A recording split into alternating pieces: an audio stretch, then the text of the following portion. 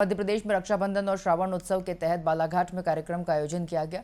इस अवसर पर सीएम ने कहा कि सावन का महीना बहनों के लिए समर्पित करता हूं और इस दौरान सीएम ने किसान हित की बात करते हुए धान का बोनस देने की बात कही। साथ ही कहा किसानों की आमदनी भी बढ़नी चाहिए।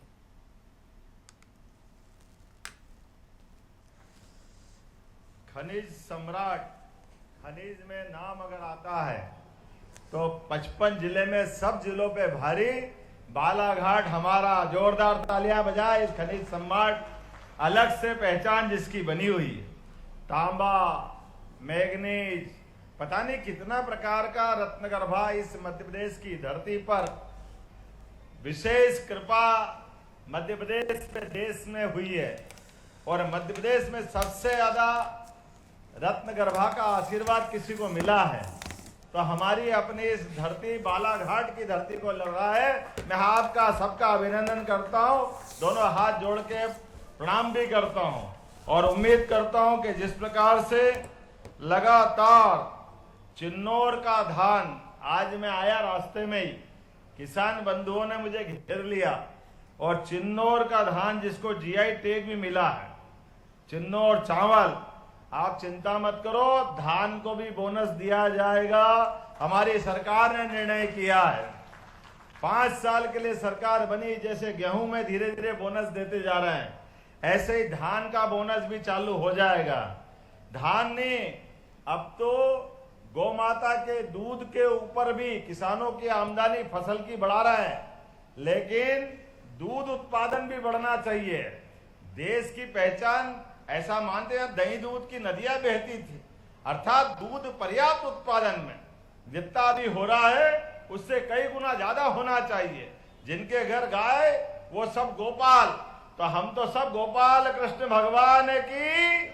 तो आने वाले समय में सभी किसान भाई बहनों के परिवार में जिस प्रकार से बदलते दौर में उनकी आमदनी बढ़ना चाहिए और उनकी आमदनी बढ़ने के लिए जैसे यशस्वी प्रधानमंत्री श्रीमान नरेंद्र मोदी ने बहनों के लिए जोरदार अभिनंदन करो नरेंद्र मोदी जी का, एक बार जोरदार तालियां बजा करके, जिनके कारण से आने वाले समय में लोकसभा, विधानसभा और हमारी सरकार और हमारे पूर्व मुख्यमंत्री शिवराज सिंह चौहान के लिए ताली बजाइए जोरदार तरीके से, जिनके कारण से हमारे अपने प्रदेश में बहनों को 50% का आरक्षण मिला है और 50% आरक्षण के अलावा अब यशस्वी प्रधानमंत्री के नेतृत्व में आने वाले 2029 के चुनाव में लोकसभा, विधानसभा, आज तक आजादी के बाद इतना आरक्षण का लाभ नहीं मिला था।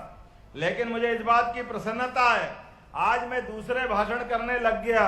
आया तो रक्षाबंधन का उत्सव मनाने के था, आपको सबको सावन का महीना लग जाए। और सिवनी में मुख्यमंत्री डॉक्टर मोहन यादव का भव्य स्वागत किया गया और इस दौरान लाडली बहनों ने सीएम को राखी बांधी। सीएम ने यहां संवाद करते हुए कहा कि मध्य प्रदेश सरकार नारी सशक्तिकरण की दिशा में लगातार कार्य कर रही है। एक के बाद एक निर्णय प्रदेश की बहनों के कल्याण के लिए हम ले रहे हैं। इसके साथ ही सीएम ने किसानों को भी आश्वासन देते हुए कहा कि अतिवृष्टि से प्रभावित किसानों के साथ सरकार सदैव खड़ी है, उन्हें हुए नुकसान की भरपाई सरकार करेगी।